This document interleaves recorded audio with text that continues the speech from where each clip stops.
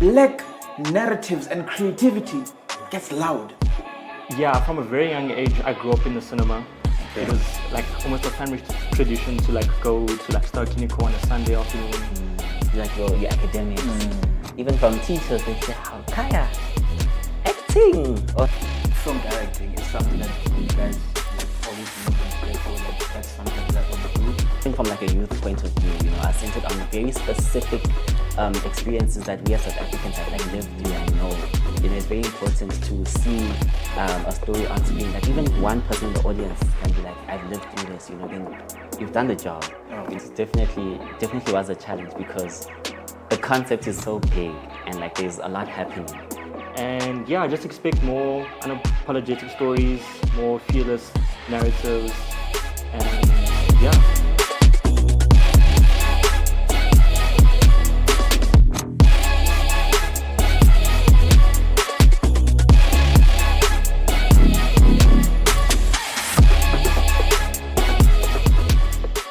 What's going on, Buffies, and welcome to the Brazen Black podcast, the home of the fearless, the African, and unapologetic. And I am the host with the most, Tebatso Mashishi, the black boy with the white skin. And this is the podcast where black narratives and creativity gets loud, bold, and refuses to ask permission. This episode is in association with Brazen Black Art Film Fridays, where we champion films that bend genres, challenge systems, and center on the black and bold imagination.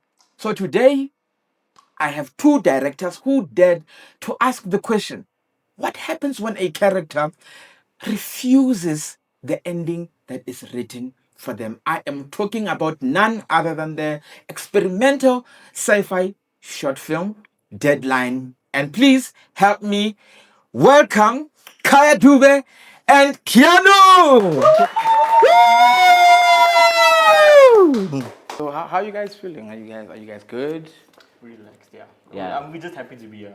Yeah. Okay.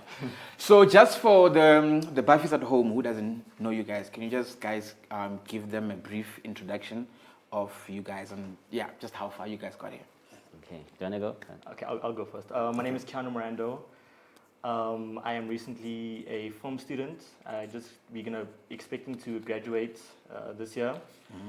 And yeah, I mean, film has been a part of me, and it's something that I'm really working towards in the future. Oh, okay, that's beautiful. Yeah, KHAYA here. We've been working together since, I think we started 2024. And since then, it's been a collaboration from working outside of school to side projects independently from the institution to now working on films like Deadline, where we push the limits and like the scope of what student filmmaking is and looks like. So that's been us. For me, I've had rooting in like theater in the beginning, starting out, and that's been where I've like rooted myself in creatively. And yeah, film found me, and I'm here to take this journey on like full force. Oh no, nice, beautiful. And where do you guys study? We are at AFDA. Oh, you guys After Johannesburg. Yes. Oh, after Johannesburg. Yeah. Okay, and would you guys say that, like, film directing is something that you guys like always knew from the get-go that that's something that you guys want to do, or is it something that just you found along the way? I'd say for me, it was something I found along the way. Okay. You know, even like looking at like from my childhood, you know when you're playing games with your friends, I would be the one to bring out my phone and say, or my mom's phone and say, hey, let's shoot this thing, you know, let's make it a movie. I'll be the one recording the games that we play. And from that, doing theater at school, first I thought it was performing, that was going to be my thing. And then time went on and I directed my first show and I was like, you know what, this is really gratifying to see a vision come to life. Okay. You know, and then from there, after high school, I went into film. I got the opportunity to study at AFDA, and that's when the journey now went full force in terms of knowing that, okay, leading a creative vision, bringing it to life, you know, is the thing that was for me and like my calling, if I can put it like that. So yeah, I definitely say for me, directing is something that I had to find, or like rather, I had to listen to the call because there was something that was there that I just didn't know until I jumped in. Also, like, were you like consuming like a lot of TV like as a kid for you to just like earlier on, like to just gravitate towards filmmaking, like did you not think about like other careers?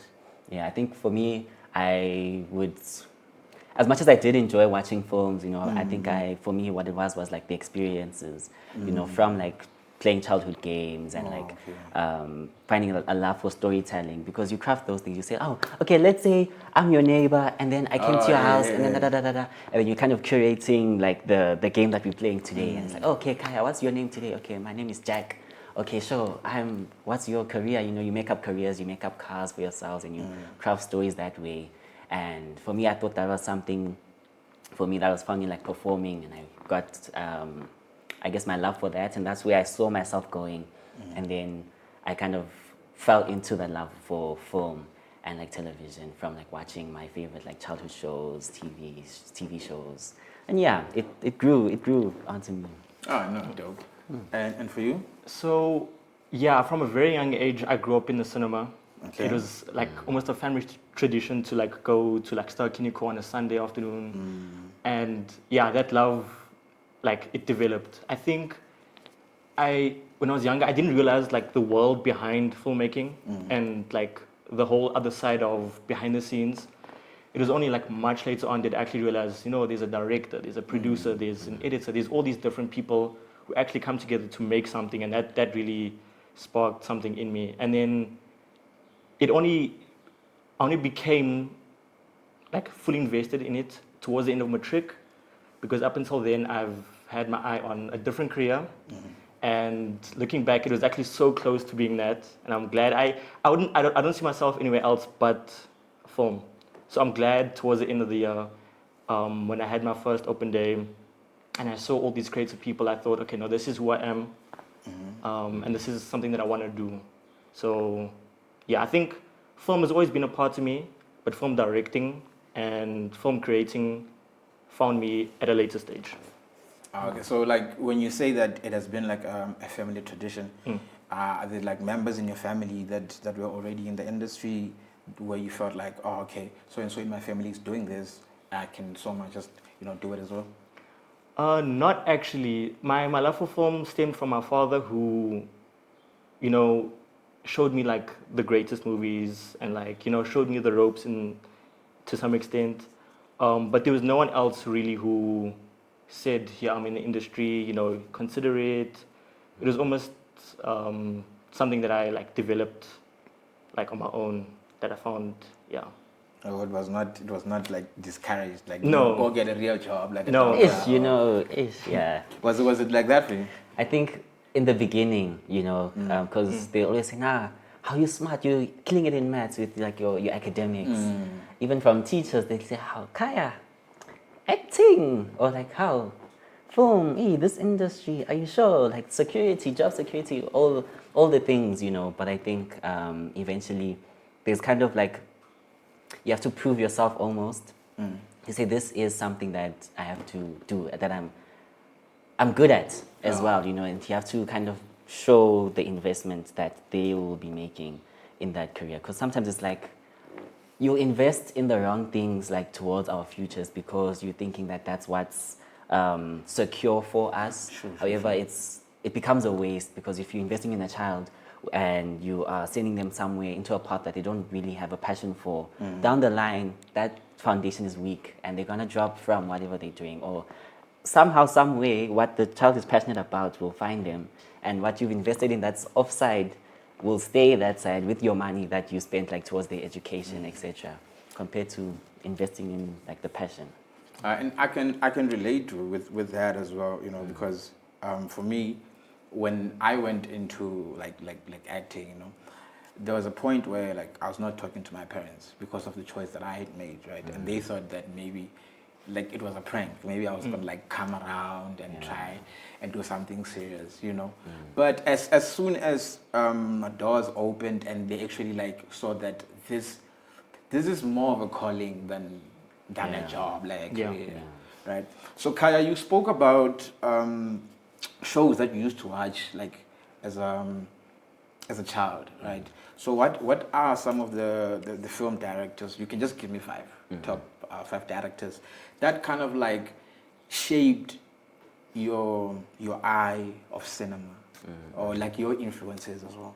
Just 5. It could be like locally or internationally. And why?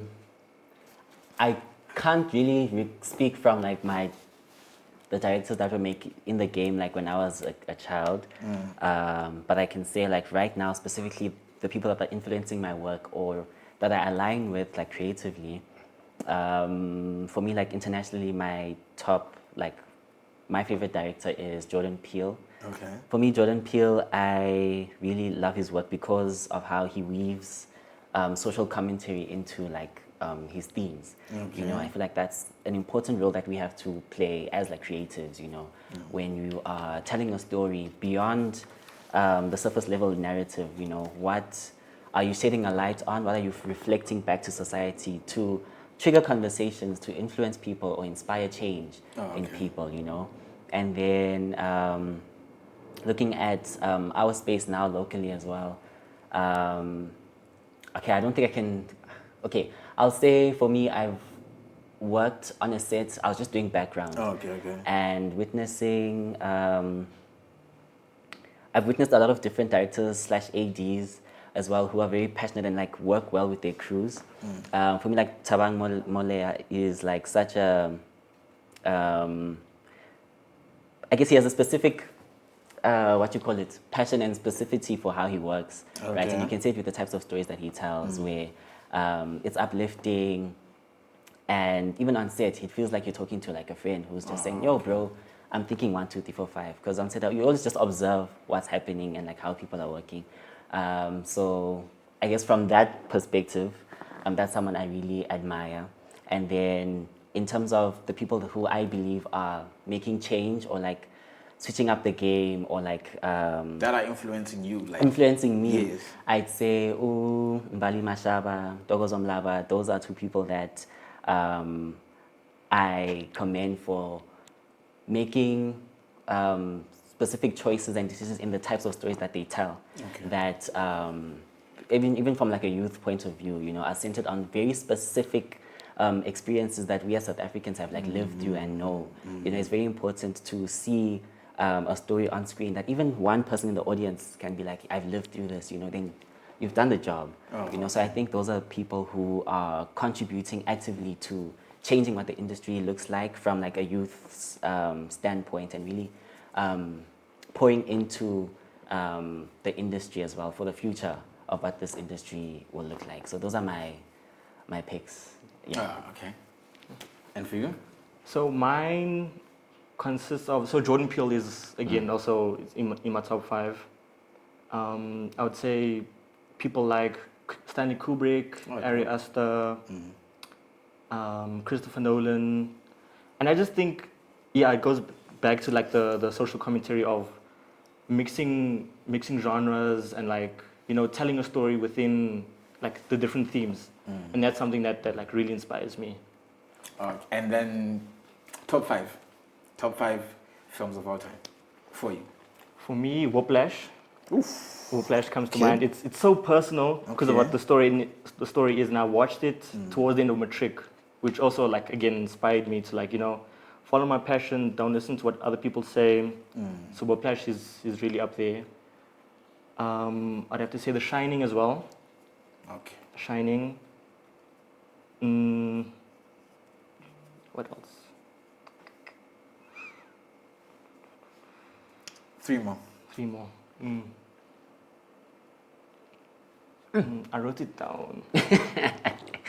I think for me, my top, I don't know if I can say 5, but at least one of the big films that I think moved me a lot was Everything Everywhere All at Once. Oh, dope, nice. I loved like the absurdity of like the concept, but how resonant it is thematically. Like as much as so much is going on, you know, at its core, like it is just a story about, you know, a mother and daughter and the relationship and like ideas about life and, you know, like philosophy and like what does it mean to live a fulfilling life, you know. Okay. So that for me is something that like really moved me because sometimes films get lost in spectacle and scale, you know, but for me that was an example of a film where like things are happening. It's big concept ideas, the multiverse, all these things. But at the end of the day, like the characters are resonant. You know, the themes are like hitting, and they're making you think about, yo, am I grateful? Am I Most truly definitely, yeah. living my life to the best of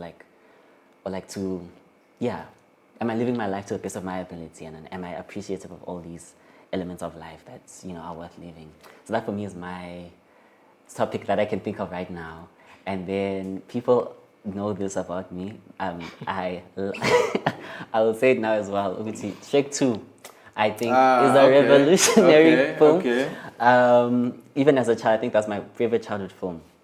And beyond like it being a children's film or an animation, I think at the time, like you're looking at the characters and how they have the choice of like being human or like being like the standard beauty, the standard of beauty. Because at the end, they take this potion and they become human. And it's like, yeah, you can stay this way, And that choice to stay ogres for me is like, yeah.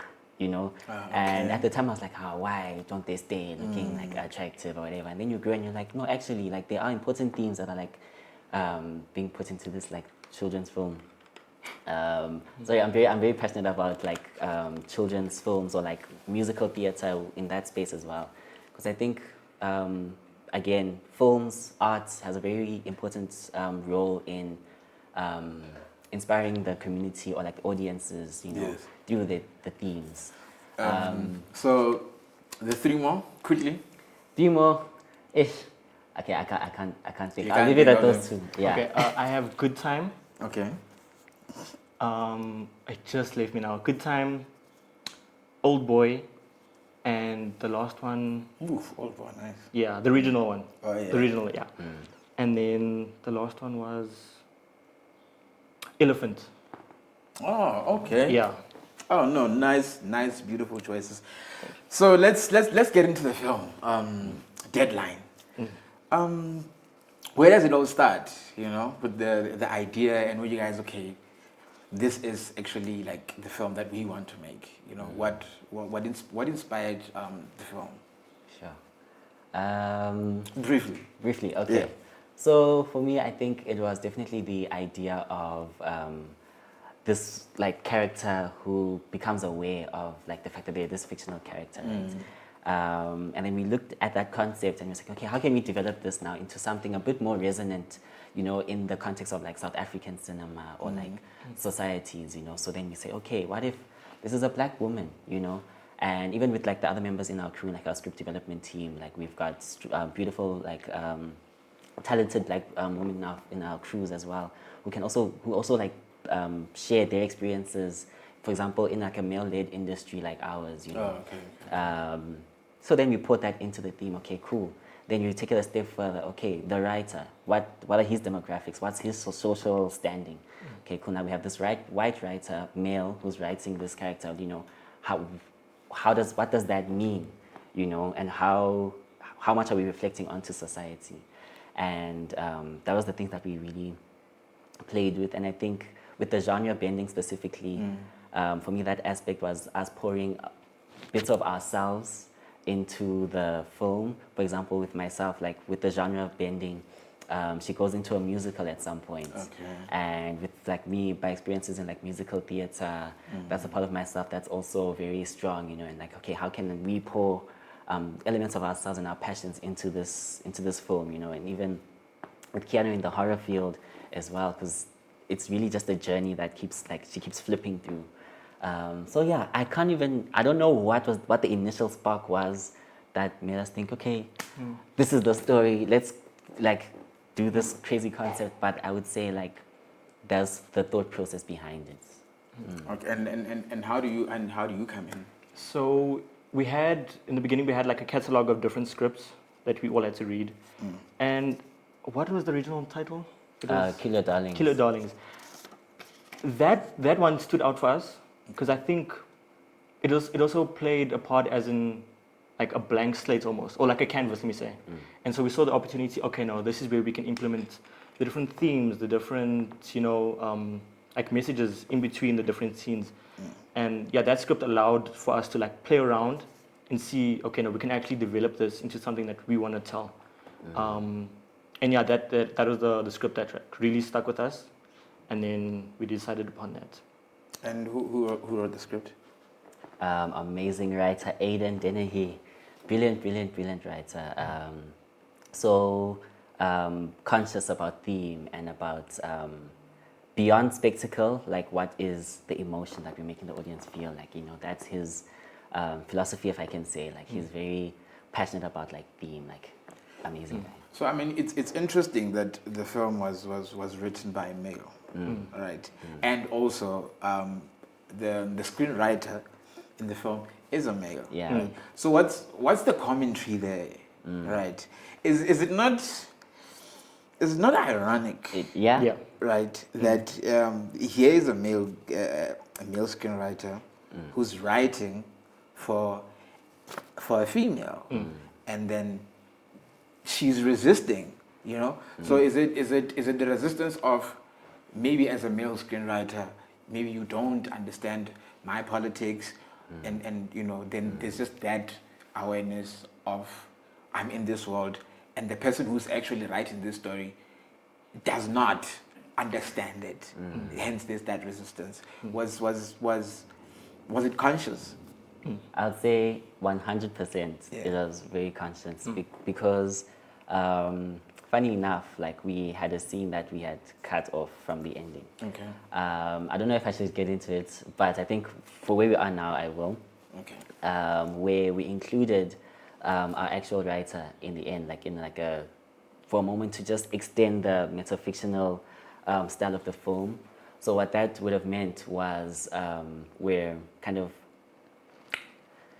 touching on the fact that like there's always like a system in control, and putting that mirror onto ourselves to say, despite this character like moving past these motions and like defeating this writer, there's still another thing to overcome, another system to overcome that now the audience has to confront to say, this character is out, but what systems are we now willing to go and confront as audience members and people who have now interacted with this art, But it definitely was a stronger choice ending it off with Ukiya breaking free, destroying that laptop, So I think even in development, we looking at the script, we're chatting about, okay, what is our standing, looking at our bias as well. Because we're two male directors, male writer, what does that look like? So it's about the people that you're working with, who is in the room when you are crafting these stories. And I think that is where collaboration played a big role,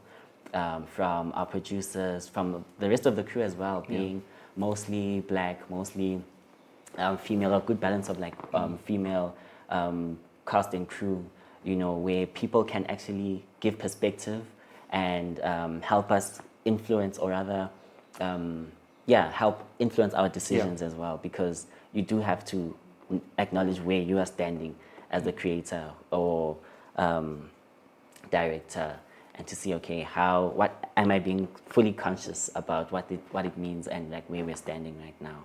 So yeah, it definitely was something that we thought about and had to like face and confront and make sure that we're being intentional with every single choice. Oh, okay. And for you, what does the title of the film, Deadline, like mean to you?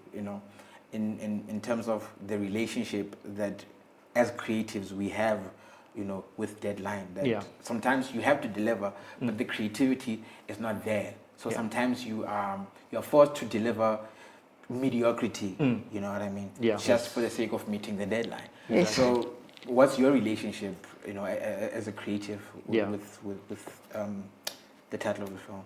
So yeah, the title of the film, it was something that was actually very important to the script, because it served as like the underlying message as well. Because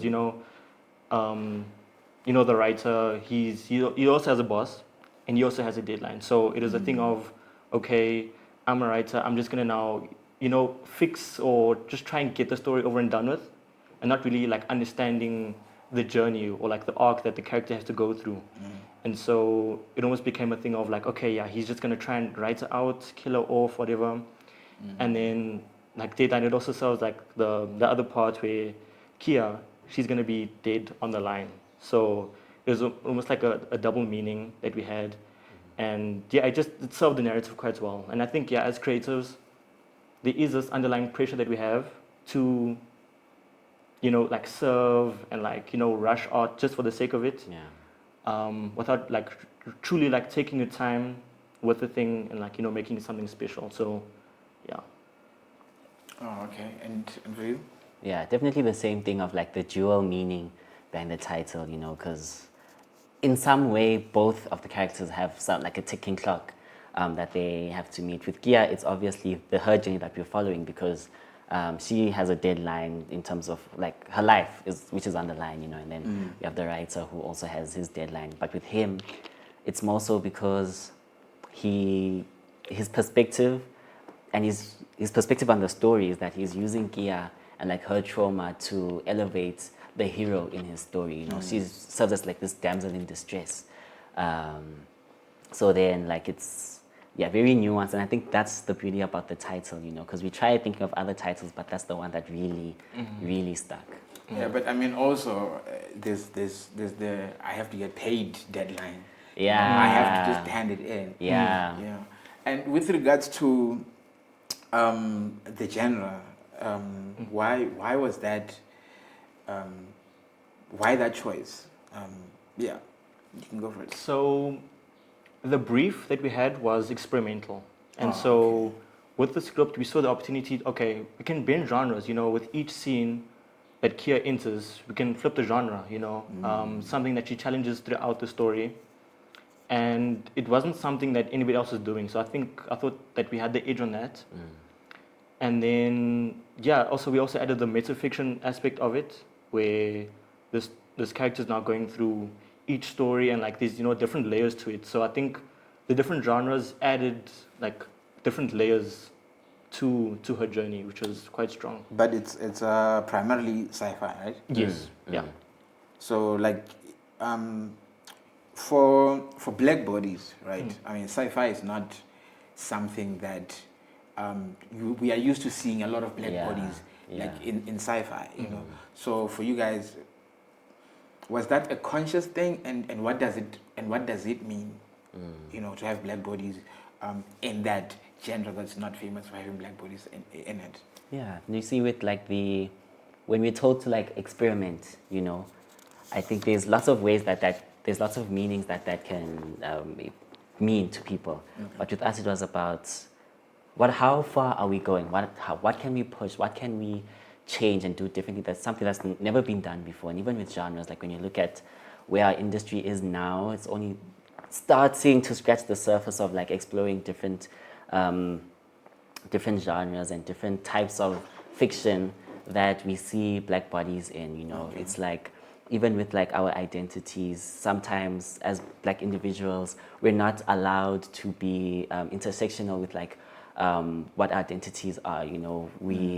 Even when you see it in archetypes, for example, in like Western films, it's for example, watching a film, for example, with white bodies, one can be the rock star, one can be the jock, the nerd, etc. And then we always, with black bodies, there's like a need to be raised. Like, oh, you're the black rock star, you're the black jock, you know what I mean? And it's like, even in sci-fi, in fantasy, like it's always a thing where we get fights around the controversy with like race swapping with characters, because the source material never really catered for black bodies in fiction, It was a thing of like, oh, you're telling, if it's a fairy tale, it's a thing, you get the controversial statements about like aesthetics and how we've heard directors say like, oh, these bodies don't necessarily match this type of world, and that's the thing that we're challenging, to say there is an opportunity for us to create that as creators, especially in this country, because this is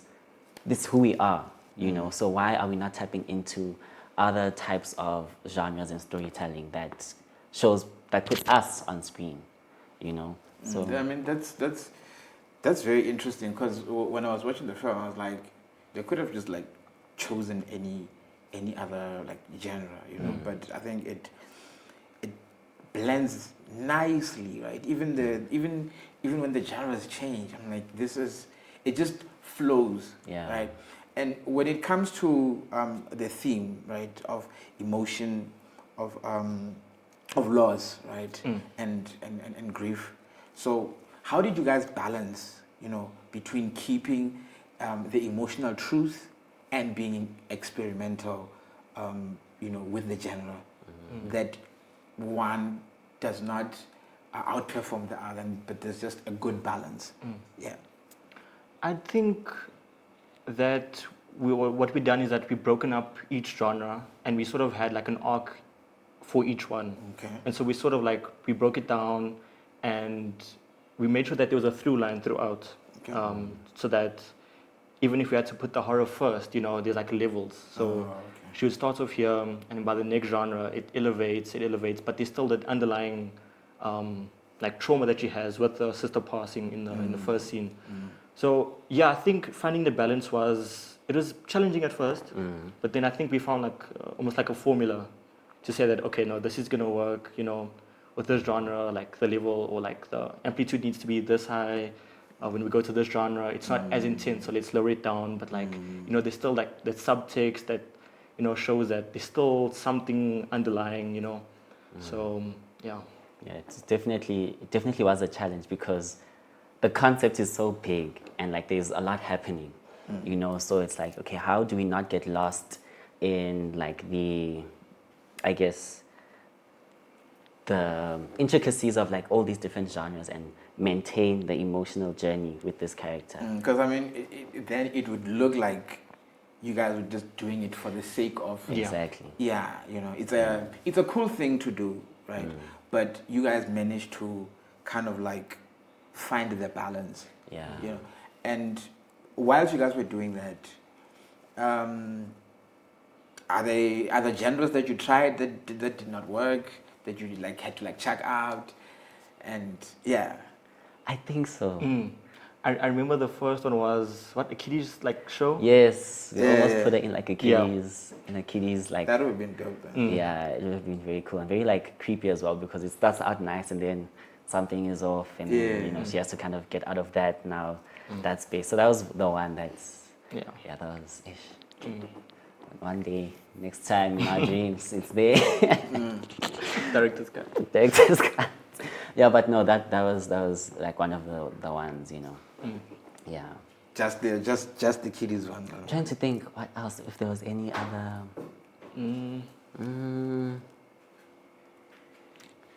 I'm sure there must have been, but like it's. Yeah, perhaps maybe like ideas like in like the writing room where we say, okay, what about this? But that was at least the one that went the furthest in terms of like we could see it. Yeah. But at least we always had the horror in mind. We always had that starting off in this like post-apocalyptic world. Yeah. And when it comes to Kia's journey, right? The resistance. What does that mean for you guys? Okay, for me, I'd say this film, beyond like the exploration of like the genres and like the experimentation there, her resistance and her reclamation of like her control over herself and like her story speaks to like a lot of like social or political like undertones within that, right? When we look at laws, be it in our country or like on a global scale, around like the politicization of like women's bodies and like systemic control, even from a patriarchal point of view, when you look at patriarchy and what that looks like and the issues that are present in like this what you call it, like a male-dominated world. What are the issues, what are the struggles that we see with our women? And then you look at South Africa and look at the issues that we have there. And like beautifully, like in the past year, we've seen like people finally start to speak more, to voice things and to come together. And we've seen the power in that, and finally coming together, standing together to say we cannot sit and watch these things keep happening to us, and to have these stories or our stories be being told by other people. By other people, it's time for us to come together as a collective to speak about these issues, to address them, to fight against them. And that's the only way in which true change can happen. And we've seen it beautifully with the protests, beautifully with like the conversations that are now starting to happen, even amongst women and men alike, because there's a collective push. It's not where it should be yet, but I think as creatives, that's where the contribution on that end is from us to say, in our art, you know, through making someone feel something in a cinematic experience where everything else goes away and it's just you and these characters, you can put a message in there to say, this is an issue, or this is where what our stance is. Go think about it. And then people chat and they talk about it. So I think that's where the gold is. So, still speaking on resistance, right? What's your opinion on I'm just gonna use a typical example, like Quentin Tarantino, right? As a white director and writer, do you feel like he is imposing himself on black stories? I'm speaking towards the resistance of KEANO in the story. You know what I mean? So I'm just making a parallel to that. Is it same or? I wouldn't say so, no. Okay. But I think, again, it just boils down to like representation and like how you actually represent the woman that you putting on the screen. And so, you know, we want to subvert the trope of, you know, her being a damsel in distress. And so it's a thing of, okay, no, her running away from the writer and, you know, the character that follows her throughout the journey. So it was something that we wanted to show that, you know, these women can stand up for themselves. You know, it is her story. Whether someone says it's not, you know, she's fighting for autonomy and, you know, taking back that control. So I think, it just boils down to like representation and showing that everyone has a story. Even, for example, with like, I feel like people would even say like with Angus Gibson, like, oh, doing Shaga, you know, he's done Isbaya, Izo, and he's like, oh, but the identity is not the same. It doesn't match, you know. But where things are done right, for me, I believe, is like, again, who is in the room in which these stories are being crafted, you know. As like a director like Angus, you know, surrounding himself with teams where different people who have lived these experiences, who can advise, who can say, okay, this is the research that we're doing, you know, going into the spaces that you're representing, talking to the people that you're putting onto screen, you know. I think that type of engagement and that level of like commitment to researching and like understanding truly what you are doing and what stories you are representing in your art plays a big role compared to now Jason in our film, who is just like, let me just kill her because my guy needs to have some trauma so that he can be a good hero or whatever he's, you know. So that's where that's the difference, you know. Okay. And what does it mean for you guys, you know, to be unapologetic with your stories, you know? I think it's important as filmmakers, especially, you know, that you don't want to conform, you don't want to be put into a box, because then that takes away like the spirit of what filmmaking is, you know. I think being unapologetic is something that's like quite important in this industry, and you'll never be met with rooms where people fully understand what the concept is. You know, you'll never be met with people who truly resonate. You know, for some people, they might not have experienced, you know, something like this, or they might not have, their perspective might be different, you know. But it's about fighting as much as you can for your story. Of course, not being like arrogant or stubborn, but like believing in your story. Let me put it like that. So believing in your story, believing in what your story can do, and not being afraid of going into certain places, not being afraid to go dig a little bit deeper, you know. But how do you balance that with the commerce, With the business side of things? I think it stems with like showing your intent with the crew and the cast, because then they're able to like trust your vision. I think. But I'm speaking in terms of like like audience, right? Yeah. Like you would want to tell these stories, right?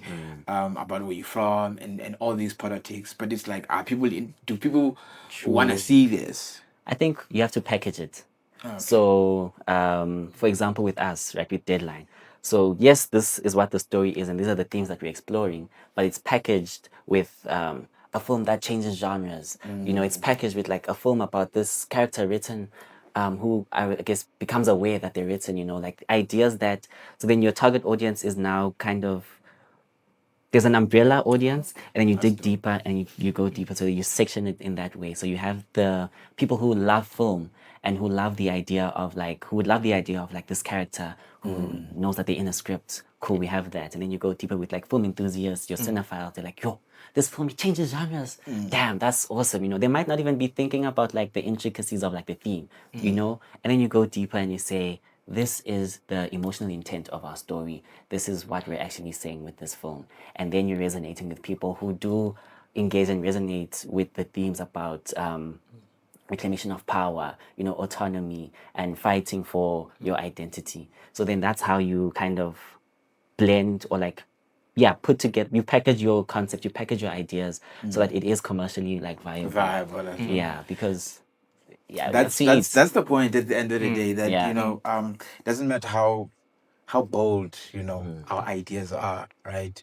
There is that element of commercial viability, you Yeah. know, that we need to take care of, because at the end of the day, it is a business, right? So before I let you guys go, I'd like to thank you guys, you know, for being our first guests on this first episode. It was beautiful having you guys. So what can we expect from you guys in 2026? 2026. Definitely, we've just finished with our graduation film last year called On Edge. Yes. So right now we're in our festival run season. We've submitted to a few festivals. We're hoping to see some beautiful stuff come out there, and of course some new projects from features to short films as well that are in development right now. I won't say too much, but definitely watch the space because there's more to come. Oh, beautiful. Sounds promising. And you? Yeah, same from me. We'll be working again Yes. this year. You guys will see our names very soon. And yeah, just expect more unapologetic stories, more fearless narratives, and yeah, exciting stuff. Keep an eye out for Ellipsis Studios. That is our production company, established last year. So that is the hub in which we are creating and focused on trailing eminence. That is Ellipsis Studios, ellipsis.studios on socials. That is us. That's where you can catch all of our arts. So we're not gonna leave you as empty-handed. We've got you know, some beautiful merch from the people at Brazen Black. Thank you so much. Thank you so much. Thank you. All right. So that's it from us, BBAFF'ies. So please do not forget to tune in and watch Deadline on the 30th of January. We're gonna be streaming live on YouTube at 6:30. So please do not forget to like, subscribe, share, you know, tell your friends so that they can tell their other friends. So from us here at the Brazen Black podcast, it's goodbye for now. I'm your host with the most, Tebatso Mashishi. Salute, BBAFF'ies.